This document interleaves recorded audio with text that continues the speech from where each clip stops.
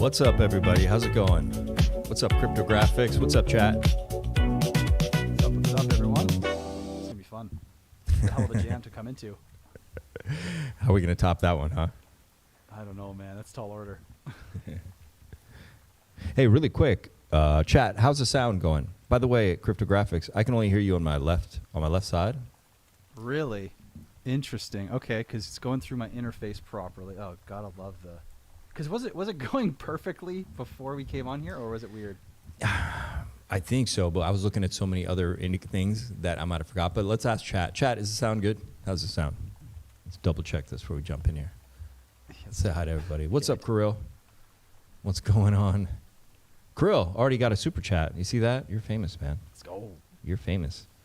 Kirill says, we need price predictions for PulseX. Oh, cool. We might get into that, too, on the show. But we're going to talk with Cryptographics about some stuff. But Kirill, thank you so much for that super chat. You're the man. Really appreciate that. He says, oh, he's just typing away here. Tropa, yeah, of course the Tropa's great. A-OK, what's up, man? Josh T, what's going on, man? Marco? Oh, yeah. Oh, wow. We got some crazy alpha coming in here, guys. Okay, what did they say about the sound? Sound okay. CG, yeah, it says you are low. Okay, so that's what I thought. Yeah, so you are a little bit low, and that may be why I'm only hearing half, so double check that, man. Try now. I've just cranked the preamp, so if it's not... It's louder. Not loud now? Okay, good. It's louder. It's as loud as it goes now, so if that doesn't work, then I don't know what will. No, that's definitely better. So, good. It's good we checked. Thanks a lot, chat, for your help. Cryptographics, man, how are you? What's going on, brother? Hey, dude, man, it's good to be here. I am fucking swamped, as you can imagine right now, but it's a lot of fun. This is a crazy journey to be on, from going to YouTuber to a founder now. Man, you're a founder. What a trip that is. Cheers. But dude, yeah, I'll cheers to that. Thanks, man. But how are you doing? Things are heating up, aren't they? They're heating up, man. Yeah, I thought we'd just go sideways for a little bit longer. I'd been, I knew where we'd be. I knew we'd get, a bunch of muckery between 38 and 42 on ETH there. And they just sent it up, man. Everyone I know is like on a beach somewhere. Everyone's saying the same thing. Like, what? Is summer over? So everyone's like, yeah. I was kind of on half temp, and then now I had to crank it back up. So that's it, man. That's life. It's crazy. Crazy how fast things go when they go into space, man.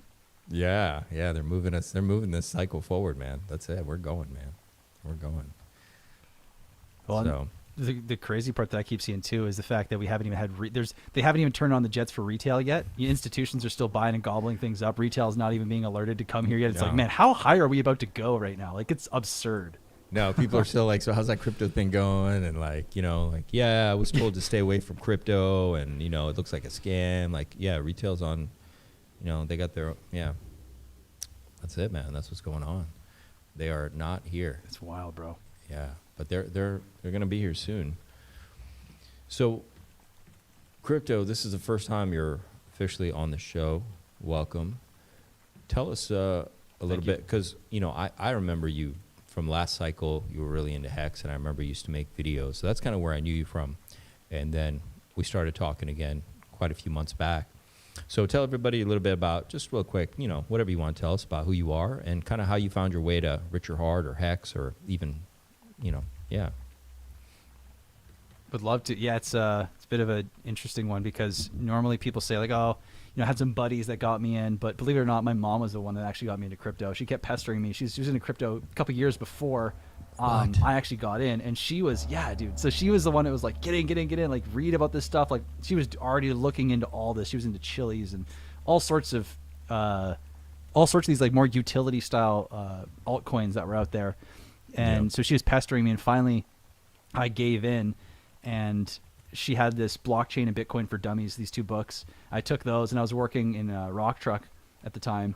And so in between, as I was getting loaded, I was in a rock truck. I was working out in construction at the time. Okay. And rock truck, between getting loaded by the excavator, I would read these books and get up to speed. And I had remembered a year prior, I had heard of this thing called Hex through, I think it was Dollar Cost Crypto.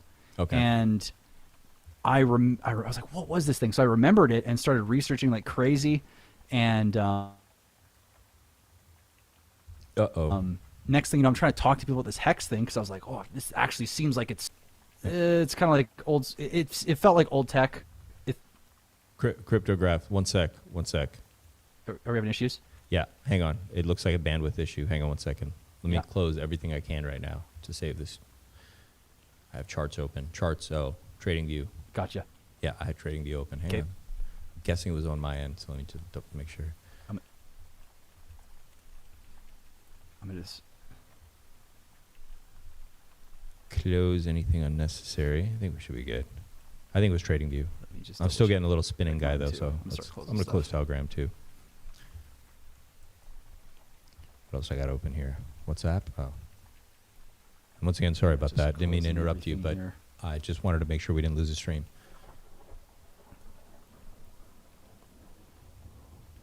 Nope, that's priority numero uno, man. All good. Yeah, good. Okay. The spinning Good to go circles now? have gone, Or how so we we're doing? good. Okay, continue. So your mom, man. I think we're good. Okay. Yeah, so mom gets me into crypto. I fast forward 6 months or so. I remember this Hex token, and I'm basically talking to people about it because I'm excited. I'm like, holy shit, this thing looks like it's actually going to be like, the next generation, because BTC was kind of like the MySpace and or like maybe even whatever came before, like all that, and then Ethereum's kind of the next thing. But I was thinking like, there's got to be something new coming out. So Yeah. I basically started researching, listening to. Do you know who Whales Only? You know what Whales is? I remember maybe hearing like some audio of somebody by that. That was on YouTube. Yeah, he never showed his face. He never showed his face, Yep. right? Yeah. Yeah. Oh, I remember So who it was. he- He used to say that he was like he worked on Wall Street or something. Is that what it was?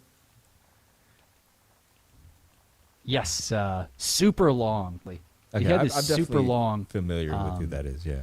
like 2, 3, 4 hour streams. Okay. Well, what about him?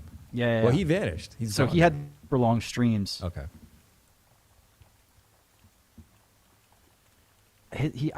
Yeah. So Okay. by the way, there's a pretty massive delay on my end. I don't know if it's what's Yeah, going it's on, but cutting just in and FYI. out. So if we're talking intersectingly or Mhm. intersecting, that's why. So I apologize, guys. You are going in and out. So double check if there's anything you can close. Make sure it's not a bandwidth issue. I don't know what. You know else what? I might leave and come back if that's cool. Give me 2 Yeah, seconds. You got to leave and come back. Yeah, should be no problem. Yeah, do it. Follow the same link. I'm gonna try it real quick, see if that works. Okay. Sorry, pups. Just Okay. yeah, maybe he's got still a tech issue on his end. I don't know. What's up, Tam? How are you? I think our stream's still good. Yeah, he's got a cool mom, right? What's up, BTGC? Zymus. I know, right? Oh, you know who else's mom brought them to crypto?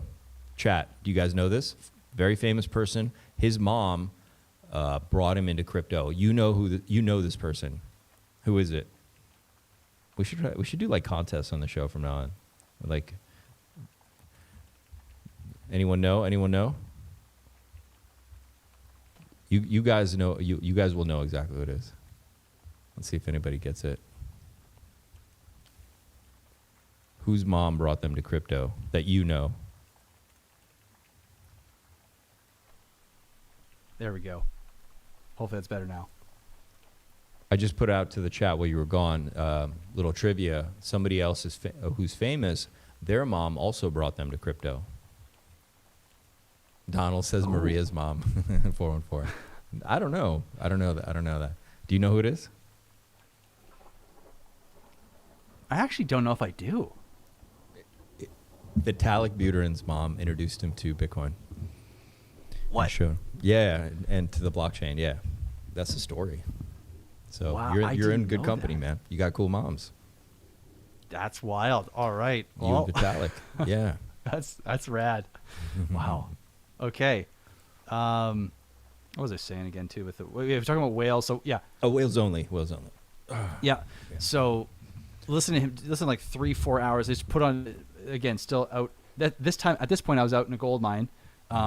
This is a rock truck, 12 hours a day, and just putting whales on. Just digesting every single thing I can about Hex and what he was saying, what others are saying. And then I'm talking to people about it, and everyone's having these objections of like, oh, it sounds like this, sounds like that, sounds like a scam, blah, blah, blah. And so like the more I'm getting that, the more I'm doing research and the more I'm thinking and the more I'm trying to figure this thing out. And eventually I had a podcast with a good friend at the time, and I did this whole episode on crypto and had a feature part on Hex, and had simultaneously been trying to launch like hockey jerseys that had crypto on them, and soccer and baseball jerseys, and had kind of created this back end thing that was called Cryptographics, and that was all about graphic design and selling these shirts. And at the end of this podcast, he's like, bro, you got to create your own thing. Like, you need to do either TikTok or YouTube. Like, you just need to do it. Just start it. And I was like, oh, well, I hate TikTok, so I'm not doing that. And so I started YouTube, and a month later, my channel had 1,000 subscribers, and I was, just off to the races, like talking about PulseChain and PulseX and Hex, and it was wild how fast things took off. And then next thing fast forward about a year or so later, and I had a book out on the PulseChain ecosystem, and things just kept unfolding to the point where and then I like to explore different things, so I started exploring different ecosystems and learned a bunch there. And next thing you know, we have now Taurus and Unity. Unity is about to launch, and I was almost ready to leave a year and a half ago. I was ready to be done with crypto because I just wasn't enjoying it anymore. Why? And then, well, it was just so emotionally draining. I'm not a journalist. I don't like being a journalist. I don't like just being like, hey guys, come look at my content for the thing I'm saying. Like, that's so draining. That's soul sucking to me. But having something that I'm building and creating, that creative energy feeding into what I'm doing it's night and day difference. You just can't compare that. And I know a lot of people, I'm sure, can relate to that. Yeah. And so now here we are, where now I actually feel like I have something to contribute. I have something that is lighting me on fire, that's getting me out of bed every single morning, that I'm actually looking forward to building and expanding and really learning from, because it's been quite a process already of incredible learning, just even in the first 35 days so far since Taurus launched.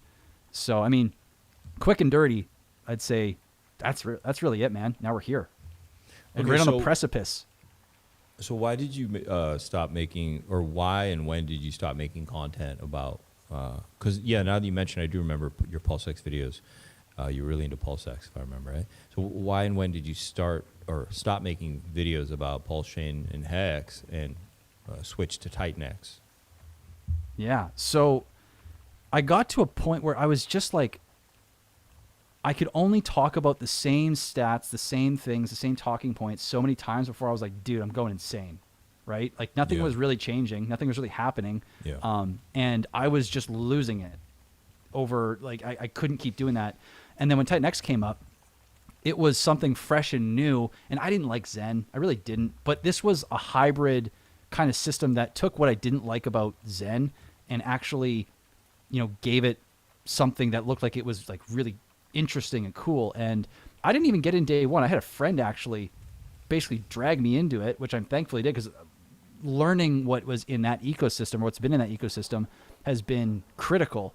But I stopped with all this content for a while just because I didn't know what else to say. You only say so many things about from the one thing. You twist it and turn it and roll and like ask someone else what they think so many times before you've hit everything.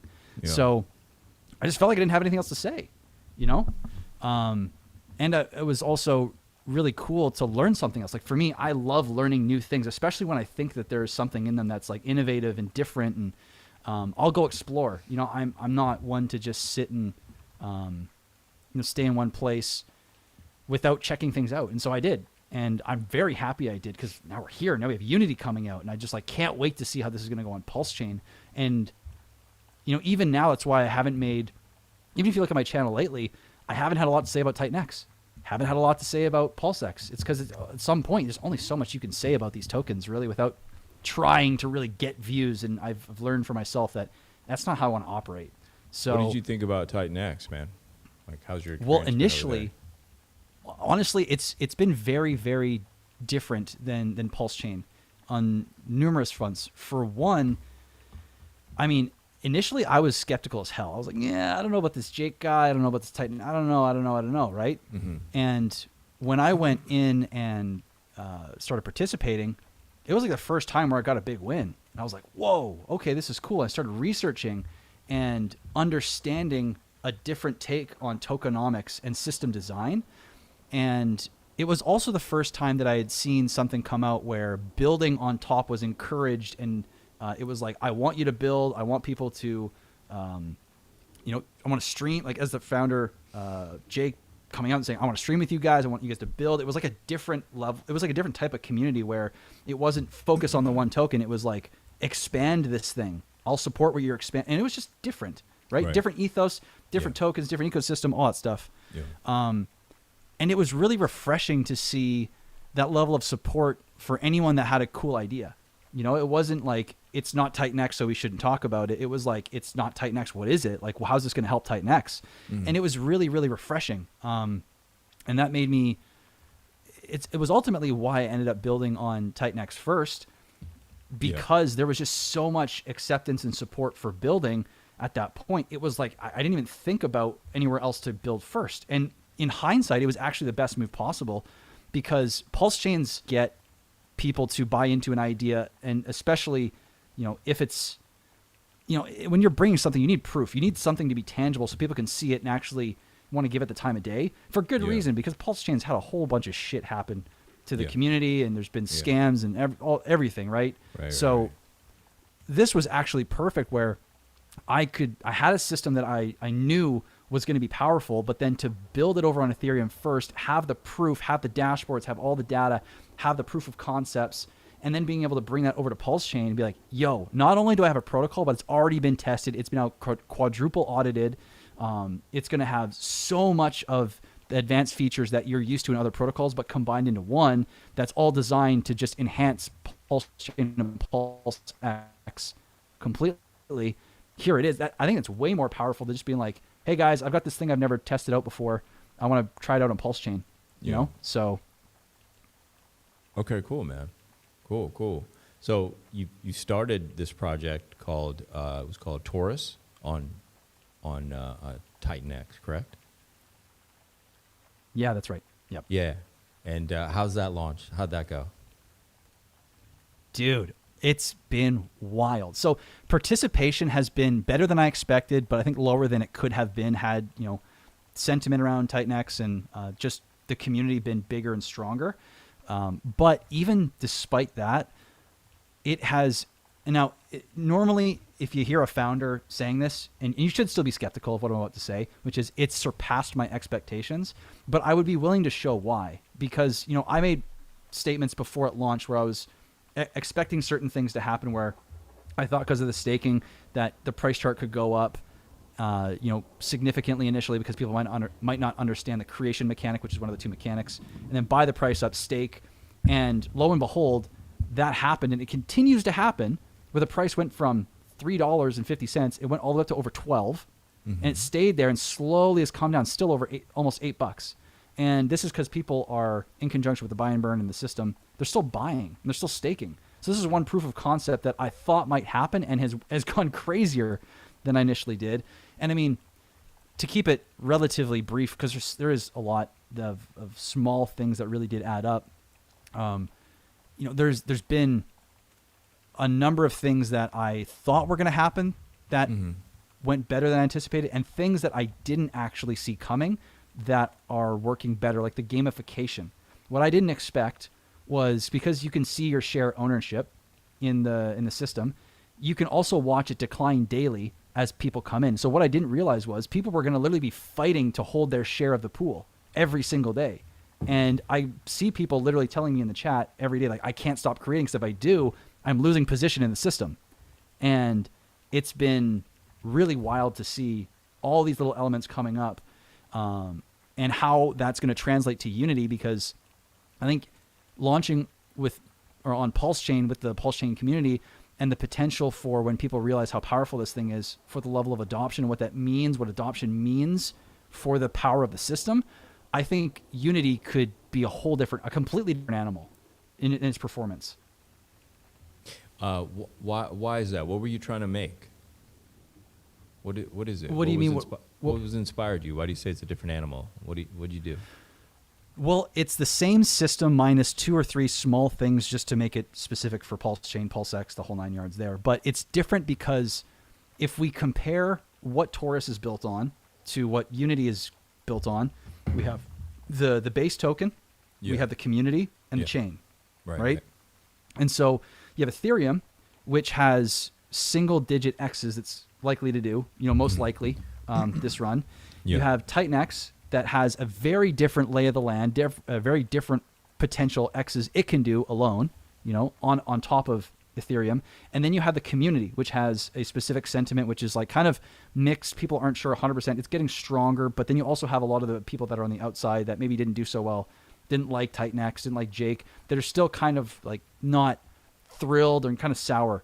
And so that led to the participation we saw in Taurus.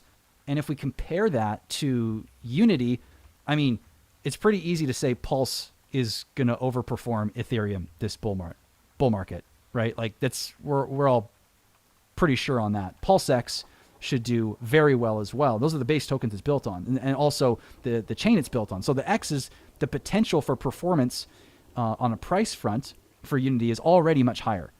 And then when you bake in the community, how much bigger, how much stronger, how much more communicative, I'll say, or there's just a lot of small elements that when like things spread like wildfire on PulseChain when things really go viral. And so the potential for growth, given how many people are in the ecosystem, is just much bigger. And when you bring all these things together, you just get a completely different animal. And that's not to say that Taurus and Unity, like one's going to be better than the other. Like where there's participation, there's also lower ROI. And so if people all go to Unity, then the Taurus system opens up for people that are still earning, and that leaves them to get more tokens, right? So it's like, it's just different. It's a different animal, has different things that are going to propel it.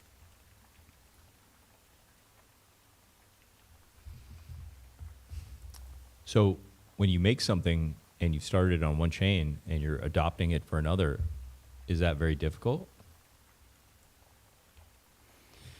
I mean, there's a lot that goes into it. It's in terms of the code, it depends on the chain, right? For an EVM chain, like going from Ethereum to PulseChain, there's like 4 code changes that were all relatively small that only needed to be made. So that was pretty simple. But if you were to go to like Sonic or I don't know, wherever, there might be some more involved. Really, the biggest thing when going from chain to chain is not having awareness or understanding of what this thing is, if it's actually good, and why they should care. That's the biggest thing from going chain to chain, really, that I've come to experience.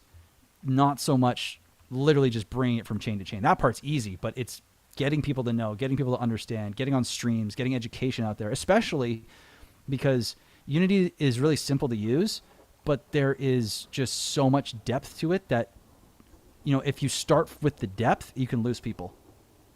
So you have to start with the simplicity for people to really understand the power. Got you. So what do you think now, coming back over here to PulseChain, like about what's been going on? Like, what do you think about it, man? How's it looking to you now? Now that you've been gone for a little bit, like you were saying, and you honestly, come back. Yeah. Honestly. Yeah. It's very different. That's very different at the moment than. So when I really, went over to the Titan X ecosystem to spend most of my time over there making content, talking about stuff, that was a time I think when there was the most people really that I had seen kind of migrating in. And there was also there's a different crowd that began to enter PulseChain probably like a year prior to that. And I started to notice there was a lot more what felt like toxicity, hostility that was building at that time. And as the last year or so, is almost 2 years now, has really gone on, I haven't been as active, but I have been watching. I'm noticing how people are talking about things. I'm noticing the commentary under posts. I'm noticing what Richard's doing. I'm noticing, noticing all these things. And it really feels like this is closer to pre-PulseChain launching than after PulseChain launched, or pre, like around the sacrifice time in PulseChain with the like where the community is at in general, which feels a lot healthier. And do you think the community is healthy? Healthier. I think it's much healthier. Yeah. I think there was definitely an interesting crowd that began to form. And obviously, I think that's going to be in every ecosystem to a degree. So I'm not saying that only PulseChain has this. But for me, being there so long, I really noticed it because it wasn't there so much when I first was there. And as time went on, I noticed it growing and growing and growing. So still there, but seems less so. Seems like there are more believers than anything else than there's been in a long time in the chain, which I think is fantastic because now you have people that are willing to hold for longer and see the chain grow. Plus, I mean, when we look at what Richard's doing now, he's getting the mailers ready. He's getting the not-for-profit, it looks like, or someone started, right? He's coming back with a vengeance, just slowly, but like you can feel he's turning on the jets. Yeah. And I feel like the community is rallying behind that as well. And now with the market kind of doing what it's doing, it just feels like a much better place to be. You know, going in spaces, checking out streams. It's fun again to go into spaces and hang out. It doesn't feel like there's this there's a lot of going at people. It's still there, but like it feels healthier and more alive. Right. Yeah, there's definitely a lot of life kicking in right now. Like before we jump into the new project more in depth, what have you seen on PulseChain that's been built that has had you excited or interested, or have you heard about Atropa, and do you like all the cores? I don't know. What have you noticed about the ecosystem or the projects happening? Well, I mean, the first thing is like the tax token boom was pretty crazy to watch. And I was kicking myself because I remember watching CryptoKindness's stream with the Gray 369, the founder of the PTGC, in January, like 3 or 4 months after PTGC had launched. Okay. And I ignored it. I was like, tax tokens, blech, right? It's like, no, not touching that. And fast forward, and someone brought it to me, or it caught my attention again, and I started actually spending some time with it, and I was like, yo, this thing is sick, right? And I hadn't spent any time with the Atropa. I just, honestly, I looked at that freaking web and all the tokens and everything that was going on. I'm just like, you know what? I got to be careful with my time here. This is a rabbit hole that I'm just going to you know what? It's not mine. Yeah, I'm like, you know what? It's no. Crazy. So I have only barely peered in, and I'm just like, I can't believe how much is over there. That's what I was that's what I dug into when I first came to this ecosystem. I would spend up every night, going through that whole web, the Atropa web, and back then Maria used to have these daily chats and stuff, and I would go through those and the webs, and yeah, it was crazy. But it was really fascinating. It's really something cool. That's a hell of a place to start, man. Seriously, mad respect to start there. Because nobody else was really there, so I was curious about it. There wasn't that much. So I was like, okay, I'm gonna have to investigate it. That's how it started. Right. Yeah. And then the whole, I guess, the PDI saga came up, and I think I think I noticed your channel popping up on my feed with PDI in the name and on the thumbnails, and then I started tuning in a little bit, like, what the hell's going on over here? I was seeing like thousands of people watching, and I'm like, yo, something's happening here. I used to make a lot of PDI videos. Yeah. I remember those. Yeah, that's crazy, dude. Because it was connected. It was connected to Atropa. So in 2023, Atropa caught my interest, so I was kind of digging in there, and then obviously discovered PDI. And same thing. There wasn't a lot of people talking about it, but there was an interesting buzz between the Atropa PDI. So I was just digging in and making videos kind of there. Wow. It was a good call. I'm sure you learned a ton. Yeah, I've learned a lot. It's taught me a lot. It's been very cool. Mm-hmm. But there's certainly a lot of really cool stuff being built over here, without a doubt. There's some really interesting, smart, very, I don't know. We got some really interesting minds over here creating stuff. So it'll be cool to see what happens. Oh yeah. Well, I mean, dude, there's like you've got like the Up and Up X ecosystem. You've got the tax token ecosystem, PTGC, even like Sparta and what Wendy's is doing. You've got what is there now? There's the farms that are going on. There is. It's honestly hard to keep up with how much is being built, on PulseChain at the So would moment. you say you're officially coming back over here, or are you just you're a builder and you're just building places? Well, here's the thing. I don't really know. I would say I'm here, but I'm going to be as here as I am in Titan X, where I'm going to. Well, what I should say on this front is like, it's kind of a weird. Once you step into the builder role, I've realized that the way you kind of approach spending your time and making videos really changes in your priorities. Like, I would love to come back and talk about everything, and it's also, there's so much happening that I'll probably talk about what's relevant, either if I'm really excited about it or what's relevant to what is helping or expanding or something I'm interested in possibly working on to help Unity out, PulseX, and all this. And it's not that I don't want to talk about Hex or any other like incentive or any other tokens that are on PulseChain. It's just literally there's so much to potentially talk about that it becomes an energy drain potentially. So even with Titan X, like as soon as I started putting out content with Taurus or Taurus came out, it was literally like I now cannot keep up with everything. I can't talk about everything. There's no way. So I'm going to be doing the same thing here that I'm doing with Titan X, which is talking about the stuff that I really like and talking about stuff as much as I can. But I'm really going to have a centric focus on what I've built for just, energy and time management. Really, just you can't at this point. It's insane, man. I can't believe how much work goes into this stuff. Do you think that we're going to get a lot of builders coming over here from the general crypto market? Like people that are going to come from other chains or Solana or wherever that are going to start building over here?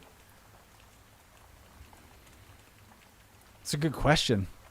I mean, I think it really I don't want to speak for everyone because I think having a background in PulseChain really helps. And I think it depends on who you talk to because, I have heard as well that people, like builders, and I've heard this from many people, and I think even a lot of it was public too, talking about how like PulseChain is kind of tough to build on because there's not a lot of support for builders.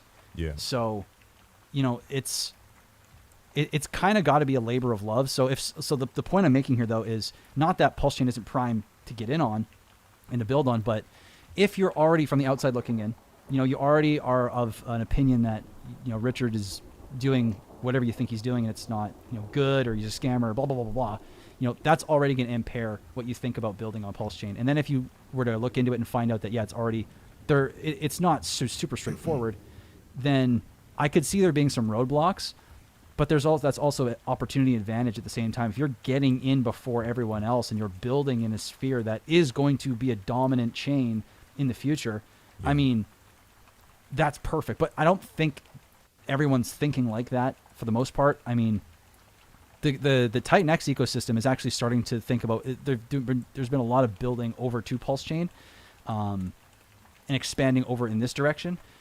But that's a unique ecosystem that really kind of stemmed from PulseChain and the community in a lot of senses too, right? It was kind of some Ethereum communities, and then a lot of PulseChain people also kind of created what is now the Titan X community. So it makes sense, right? But outsiders looking in, I think eventually.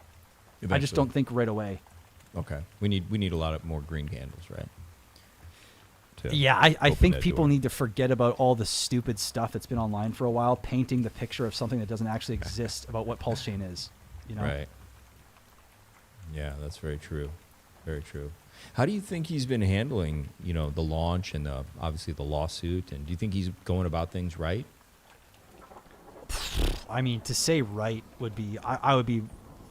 Is he absolutely maximizing insane. His position? Do you think? Man, that's such a hard thing to. Yeah, it's such a hard thing to answer because we don't know what's going on. Because you're a builder and you're kind of between two chains, so I'm curious on your take. I see. Yeah. Okay, I got you. I'll answer as best I can with the obviously disclaimer that I could never actually comment on how well he's doing because I don't know his situation. But we don't. From from what I've learned so far. Yeah. Oh man. Right now, I think working in he's already established a community. He's built all the infrastructure. He's not building. He doesn't need to build anything else for his tokens necessarily. All he needs to do really is do the small things in the background that are huge victories that will add into the future and really set PulseChain up for success. And so, I mean, a lot of people if he was to stream right now before, here's the thing.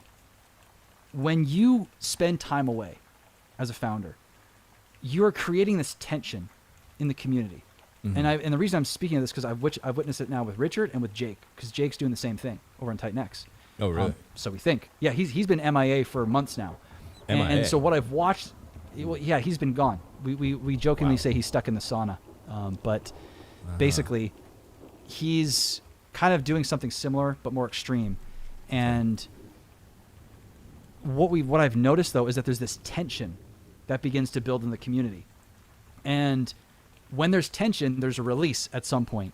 When you get to a point where that's fulfilled, and so there's kind of an opportunity that Richard has for him to make a huge marketing move at the right time, right? His comeback, boom, first stream in years, right? Like that's going to be a big moment. And if you use that at the right time, I think that marketing is very, very, very powerful. They're hanging out. They're hiding out somewhere. Yeah, Are they friends? I can imagine. I don't think they would get along. Something tells me. No, probably I don't not. think so. Probably not. No. Do you think Richard's going to come back streaming? I don't know if he'll come back as full force. I should have asked. I've never met him. Oh, you've never met him? I've never met him. No. He did follow me at one point, and I still follow him, but he did follow me. And then, okay. Great. That's yeah, nice. and then I had a moment of like, I got frustrated, and it's funny because everyone thinks that when you get frustrated, that one thing that made you frustrated was the reason why you got frustrated, but nah. And so basically, I'm sure if Richard even remembers my name, he'd be like, yeah, no, I don't follow that guy. Definitely not. So anyways, though, with Richard, in regards of going, I think there's a really big opportunity for him to come back at the right time and really make a huge impact and cut through the noise and just really catapult the gains and the potential for this ecosystem during this bull run. Beyond that. Now, my style's different, very different than Richard's. I don't like to speak down to people. I don't like to really come at things from an angle where it's like it's kind of a condescending vibe, or there's, I don't know, to put it in a nutshell, and it can be difference of opinion, because really at the end of the day, what's effective is effective. And if he's going for what's most effective for the least amount of words possible, in time, what he's doing might be perfect. And I don't know. I can't speak on that. What I can say though is I've noticed that, in the community that I've begun to build, because of the way I've been approaching, which is more just like answering questions, no arguing, not trying to take a different approach, a more like personal, person to person kind of level. I haven't noticed a lot of the dynamics in the community beginning to really form that have been there in PulseChain. And I don't want to say that this is the only reason. I could just be like, it could be a myriad of reasons why this is happening, but I would wonder if he wasn't doing the jabby style of commentary and posts. I mean, that's what people also love about him too, right? So this is kind of one of those like super subjective, each to their own kind of things. But I wonder, if he was more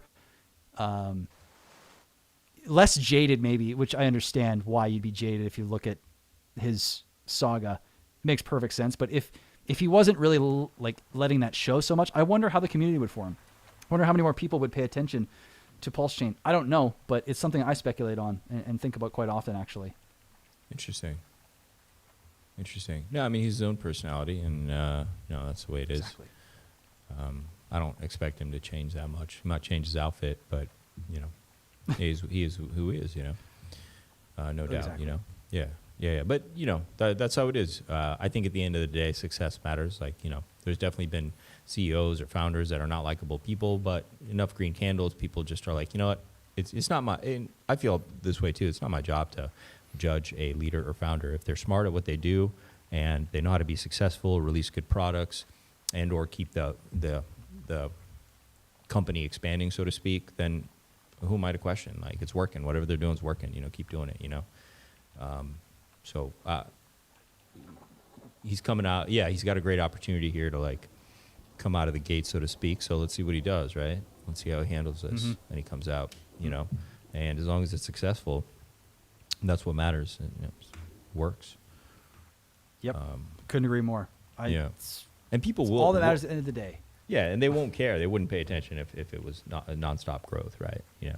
I think they're just nitpicking because stuff's not good. It's the same reason. Let's say Steve Jobs famously was not likable at all by anyone. Or Mark Zuckerberg. I've heard like no one who works for him likes him, but he just nonstop seems to like keep rolling into more success constantly.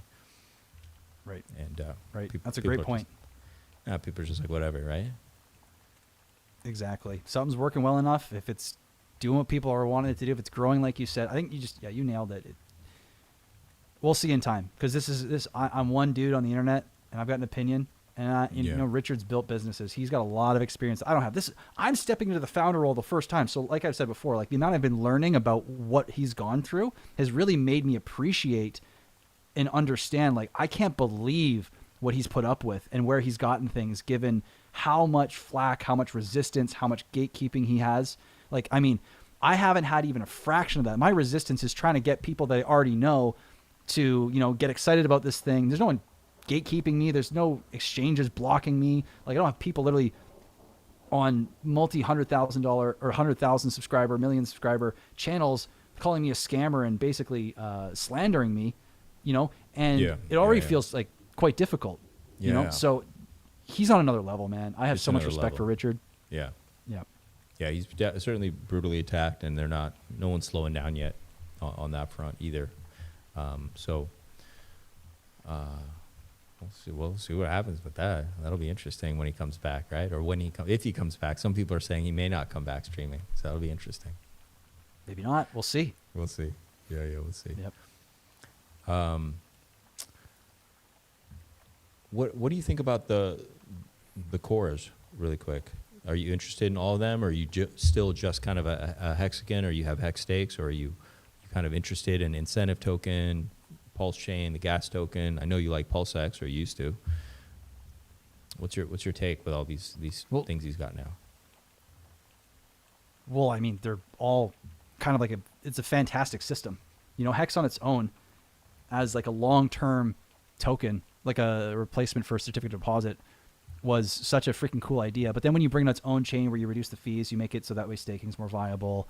And then you build a DEX where it could get traded on that also has a token that deflates over time, and then you incentivize people with another token that will become more and more difficult over time to get meaningful amounts of supply. It's a pretty great system that he's got. And of course, man, like anything else, of course you could nitpick and say, well, if you did this and if you did that, it could be even more powerful. But the point really that I'm trying to make here is that there's a synergy that he's kind of created between them.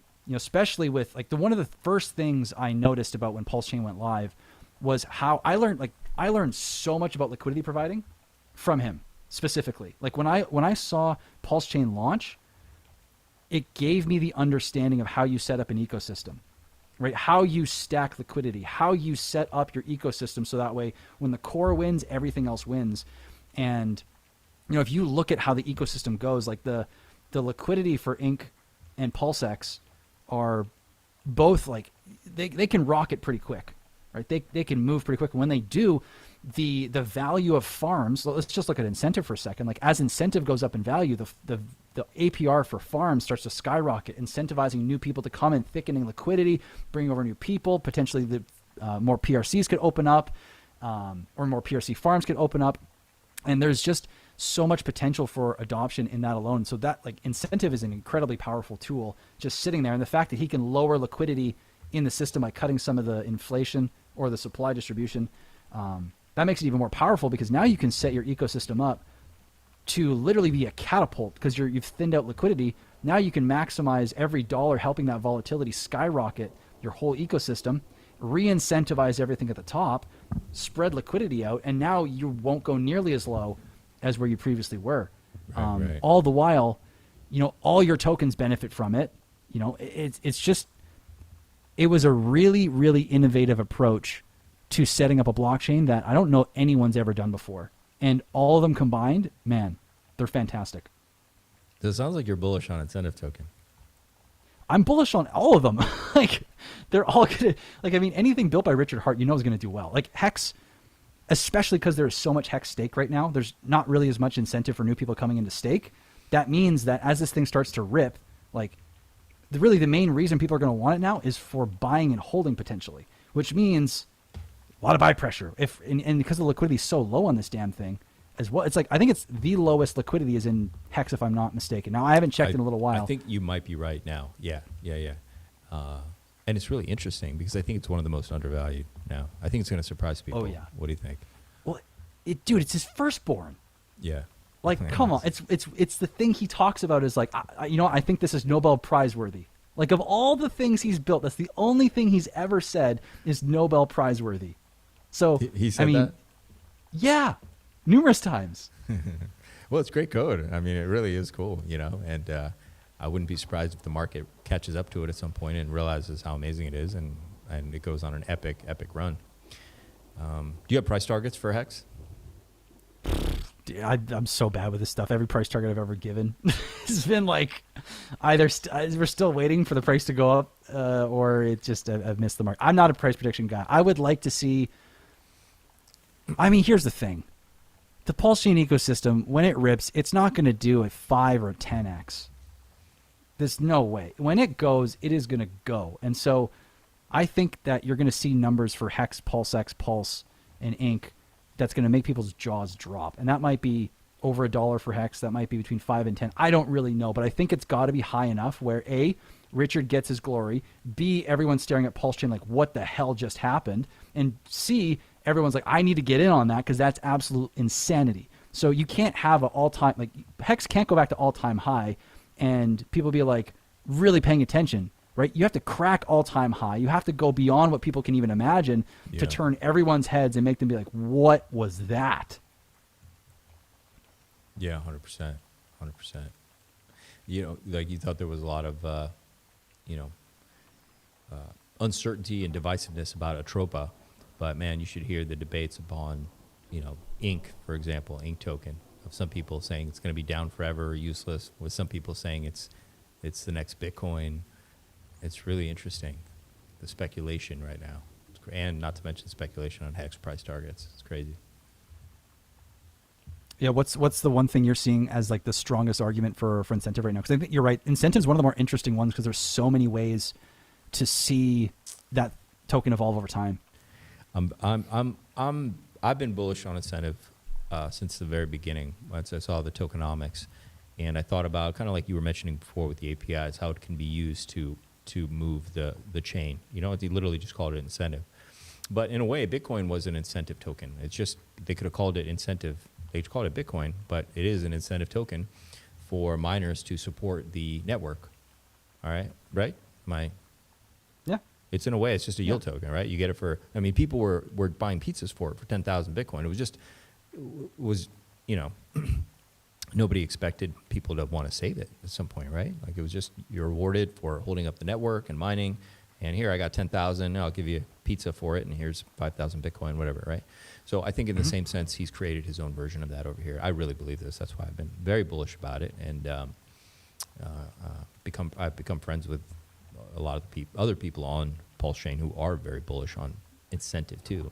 Not to mention Fast Abdul, who's here in the chat, and Brizology, and some different people who we share similar sentiment regarding incentive. But there's people who really believe it's going to be a few bucks or $20 or just down forever as a farming, yield farm token, let's say, right?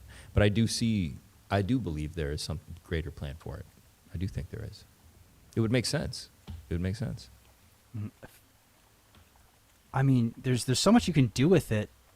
I can't imagine. Like, here's the thing: if you look at all the potential for Inc to be utilized, I mean, there's so much potential use case, even if it's just minimal, that can just even remotely enhance the ecosystem and the incentive structure within the ecosystem. I mean, it's a powerful tool. It's a powerful tool, just in that, if you look into, like, here's the thing. If you think PulseChain is going to do 100 or 1,000x, and you simultaneously think that incentive token is going to stay at like $2 or $3, you are saying that everybody is going to dump everything they've ever earned in incentive to prevent it from being dragged up with the 100 or 1,000x that Pulse is doing via liquidity bonding. Like, that's a pretty hard statement to really justify. Can you explain that again? Yeah, am I breaking up? Just checking. No, I think I mentally broke up following you there. So Gotcha. Okay. yeah, just explain that one more time. Yeah. So basically, of course. So basically, when PulseChain does 100 or 1,000x, right? Everything on chain is bonded via liquidity. Right. And so everything is going to rise with PulseChain. And if people Right. are simultaneously buying Ink or any of these tokens, they're going to do X's on top of whatever Pulse does. Oh, okay. I see Right? what you're saying. Right. So, yeah. So, if PulseChain does 1,000x, what you're telling me is that people have to sell down an unbelievable amount solely on incentive and then stop at Pulse, so that way the price of Pulse doesn't get dragged down too. Like, you can't have $3 incentive token and you can't have 1 penny Pulse. Like, that's not going to work. You just those don't equate, right? Okay. You could, but everyone's got to be like, yeah, nah, I'm just going to dump this thing. There's no reason to hold it, and there's already massive holders of Ink, right? So it's like, I don't know. That feels really unrealistic of an expectation for Ink to only be $3. Really, I mean, look, Ink's is $3 now, right? Right. Got you. Yeah, that's another way to look at it as well. And he will use it to incentivize people to want to, as you say, buy it and what have you, because the price will start ratcheting up on it. That makes the most amount of sense. If you want liquidity, you're going to have to incentivize it. So yeah, it's going to be used in that sense for sure. And some people have said the argument like, oh, there's whales. I was like, well, there's whales in everything. There's whales in everything. And as we just talked about Bitcoin, people were buying pizzas for 10,000 Bitcoin. There's whales back in the day. You know what I mean? And so I don't, yeah, I think there's a good future for all these tokens. Yeah. Especially incentive and Hex. 100%. Yeah. Mm-hmm. I'm just more curious to learn from what he does with these, honestly. Like, I think there's so much potential use for how he's marketing them, how he sets them up, there's so many ways that you can utilize the different narratives, the different mechanics to make them all kind of work synergistically. And I've already learned so much from Richard that I'm really excited to see and learn from how he utilizes what he's built. Yeah, 100%. Yeah, Lunacy Point said, I didn't touch up before. He said Richard always said Ink was his least favorite token. Did he say that? I did think he said that outright at one point. And if you look at some of his recent tweets, he doesn't include Ink in Hex, Pulse, and PulseX. That's true. Why do you think that is? What's going on there? Well, I mean, if you look at it from an innovative standpoint, like what is innovating or what is innovative, what is not. I mean, incentive kind of is the trailing token on that front. It's basically an incentive token, right? And it's it's got a supply emission, and it's not anything that's like changing the game, right? Mm-hmm. It's not got a specific unique thing. Like for PulseX, having a revenue stream from outside of the token itself was a super smart move to be able to allow revenue volume to be a buy and burn. So you don't have to have people buying or selling. You create the buy and burn from outside revenue, right? PulseChain being an alternative EVM to Ethereum, making proof of stake, bridging over or creating a system state copy of all the PRCs and potentially having like crazy yield. There's a ton of interesting things that went into each of those decisions. Even though you could say that like he's still Hex is like light years ahead in terms of the originality in his level of innovation that he put into it, there still has something that's like leading and is innovative. But Ink is like the least.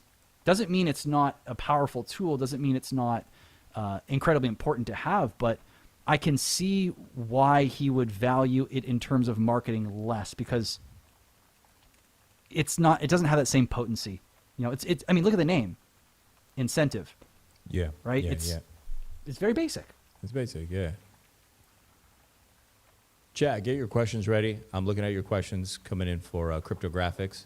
I wanted to get his perspective on PulseChain and what have you, but we're going to get into Unity, and we'll let him talk about it, and then I'm going to throw all your questions at him. So I'm saving all your questions, so definitely get your questions ready, and I'm sure he'll be excited to answer them. But really quick, I'm going to run to the loo. We take 2 minutes? We good? Yeah, of course. Yeah, man. Cool. Be right back.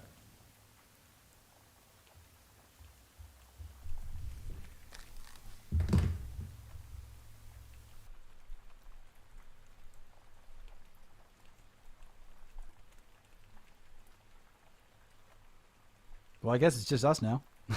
Let me go through chat, see if I can hang out with some people here. I can't bring anything up, but I'll hang with you guys for a moment. Let's see. What do we got? JMO Crypto. Appreciate it, man. Can't wait for Unity. Taurus is doing great. It really is. Fast Abdul. My man. Good to see you here. Thanks again for the stream the other day. Let's see. Big GZ just here. Let's see. I think I answered this DeFi hustle with your what brought you to PulseChain, but yeah, appreciate you guys being here. This is cool. Been looking forward to hanging out with St. Wolf for quite a while. So yeah, just woke up to find out that this is happening. Legend, whatever this emoji is. Appreciate you being here, Wookie Tor Slayer. Still love your name change. It's hilarious. Let's see. Why are Canadians taking over crypto, and do you think the USA will become the 11th province? I like the way that you frame that. Why are the Canadians taking over crypto? I don't know. Maybe Sorry is making a comeback. I don't know. I couldn't tell you. I don't have a damn clue, dude. Let's see. Derek, what's up, bro? Good to see you.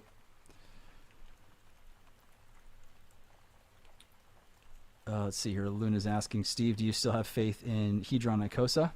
I do. I'm excited to see what Synergy's building. I've been just waiting. You know?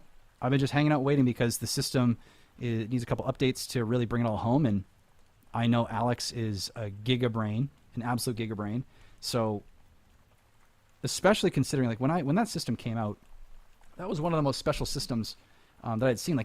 I loved Hex at the time tremendously, but when Hedron and Icosa came out, that was like where things started to unlock in terms of understanding systemic design and building protocols. And so that was like, Hex was my first love. Hedron and Icosa were like, my second and third love. I spent so much time in those ecosystems. So I'm still waiting. I think that Hedron and Icosa, when they get their update, it's going to be magic. And what it can do for Hex is also magic. So I'm just waiting for that to all come together. But I've taken a lot of what I've learned from Hedron and Icosa, and I've really put that into Unity, which you guys are going to see shortly here when we talk about it. Sorry. That might be a token, actually. Maybe we should make a token. Put sorry in the Canadian flag after it. MBS Crypto, good morning, Cryptographics. How you doing, Legend? I'm doing good, man. I'm excited to be here. Love hanging with you guys. Love hanging with St. Wolf. And I'm chilling. I'm genuinely chilling. And the man's back. We're back. You guys are fighting. You're fighting the Canadians. Yeah, it was just you know how Canadians are, man. Yeah, it was bound to happen at any time here in the stream. Yeah, I figured so much. Yeah, so I don't know if you have a question answer to this, but go ahead. You said, why are Canadians taking over crypto, and do you think the USA will become the 11th province? Yes, I do think that is coming. 100%. You think that the USA is going to join Canada as the 11th province? I don't know. They got really great leaders up there in Canada, so I think anything's possible.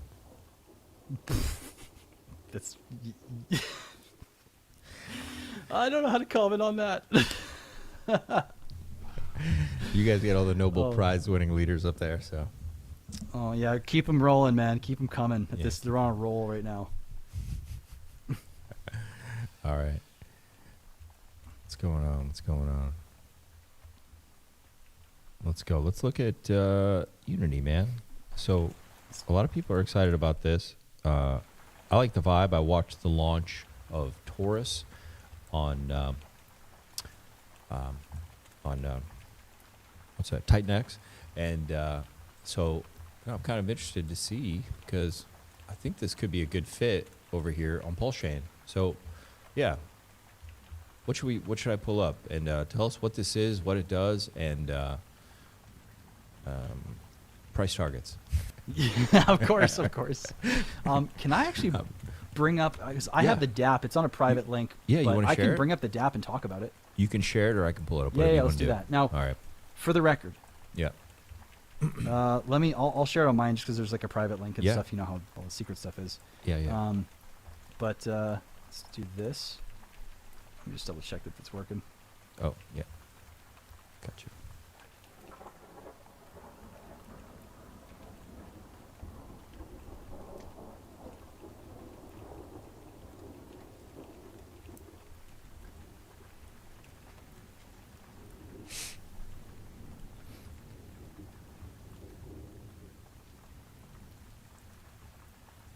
That's weird.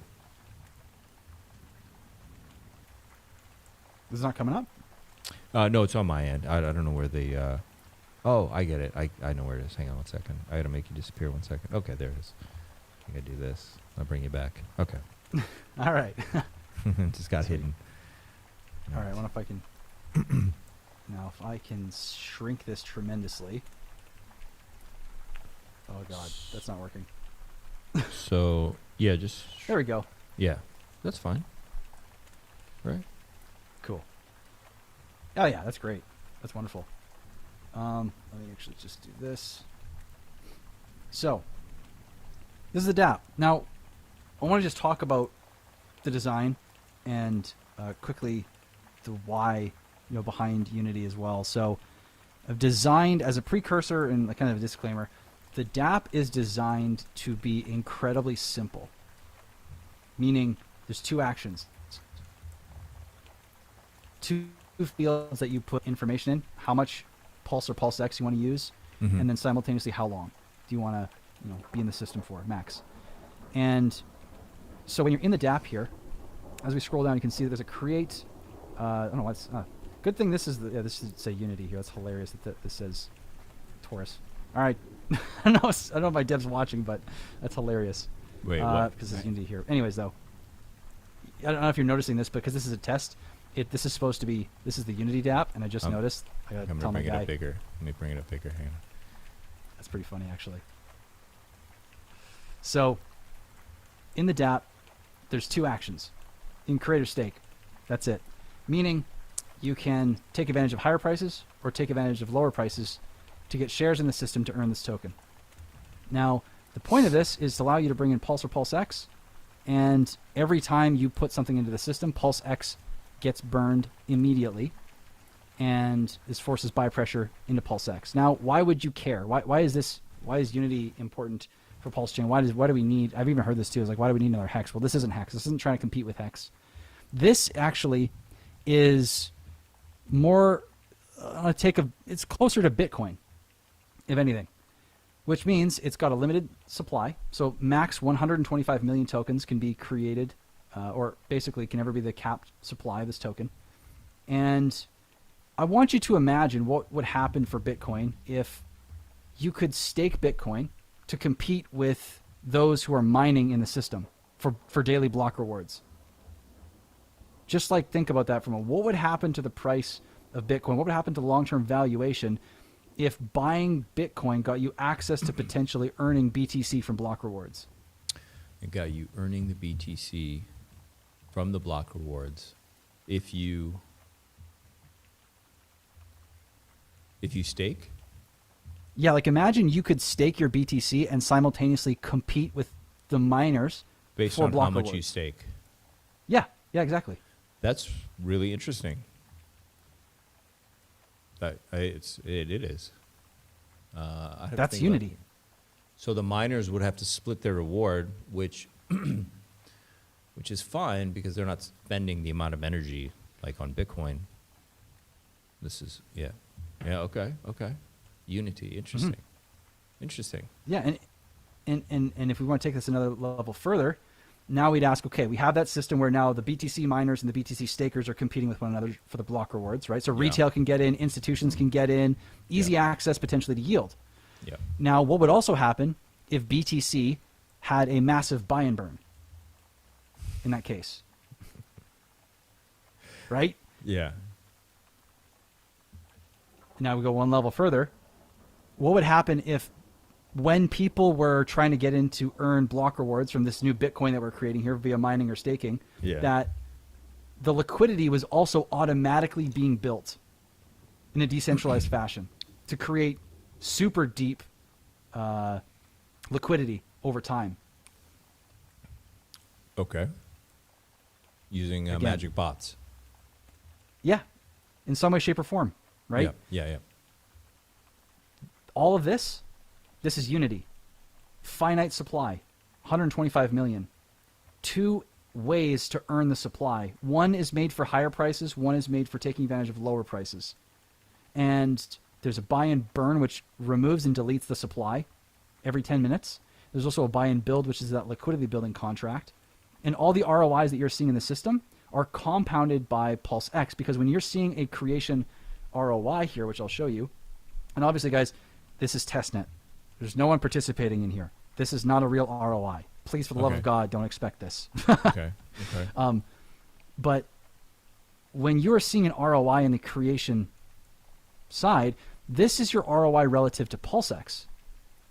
So what this means is this token, this system, is designed to allow you to basically compound your value in PLSX terms, all while creating scarcity, so deflating the PulseX token, and driving demand into and through PulseX.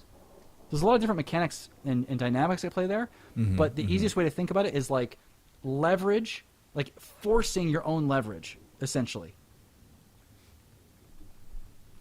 Yeah, it sounds amazing.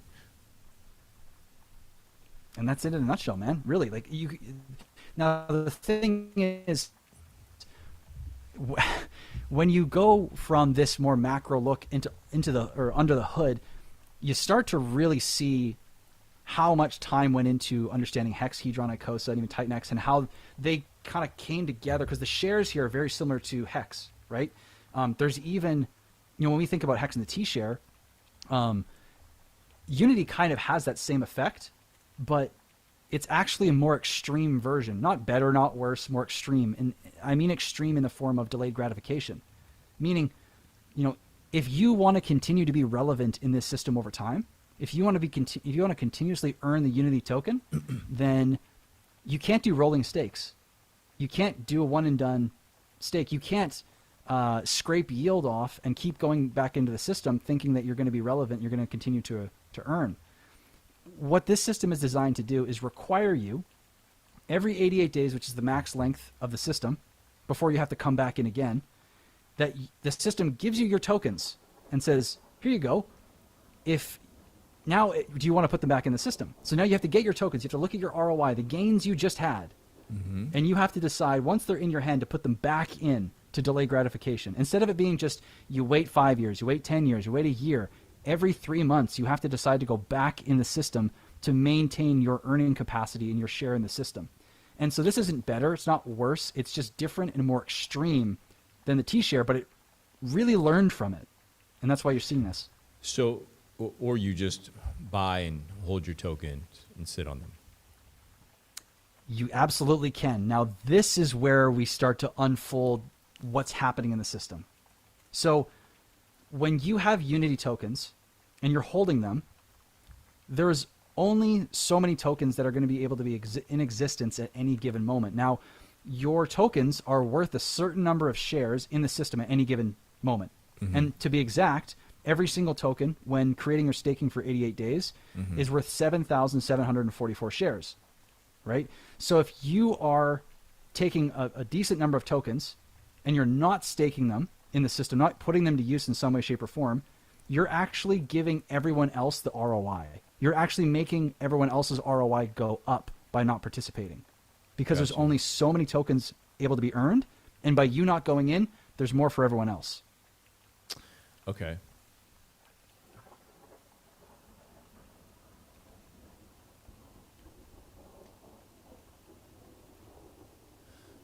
You do 88 days as a max. Okay. Yep.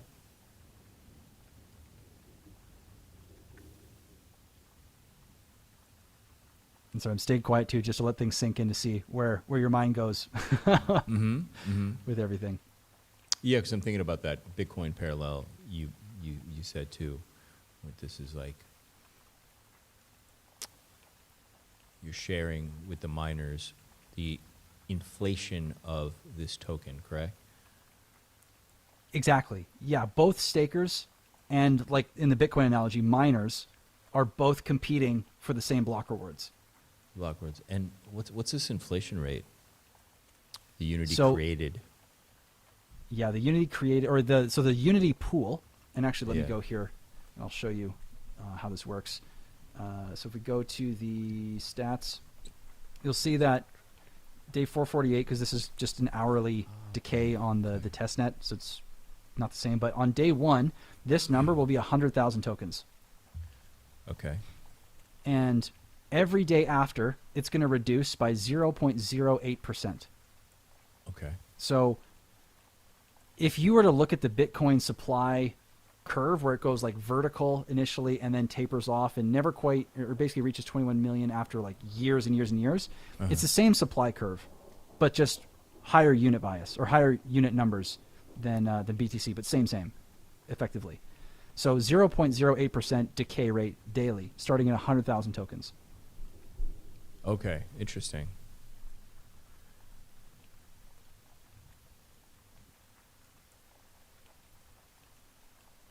And so if you're looking at this Unity number here, this pool number here, this is the number of tokens being paid out per day multiplied by the current price. So if we were to take 100,000 tokens on day 1 with the current price of, let's say Unity is actually at $3.81, then you'd be sitting at the next day payout of $381,000. And if we go look at Taurus, which I'm not going to bring up, but currently in the Taurus app, because the price is still over $7, we've seen over $1 million in payouts in a single day in Taurus token value, which is insane. Obviously, that fluctuates the price. That's the big thing, right? That's just like what it was worth on that day. And but what kind of liquidity these numbers can was- get really, really, really big depending on what the price of Unity and What kind of PulseChain do. liquidity was there when they had a payout of $1 million? What was the liquidity like? Was that able to be sold on the market, or that was just?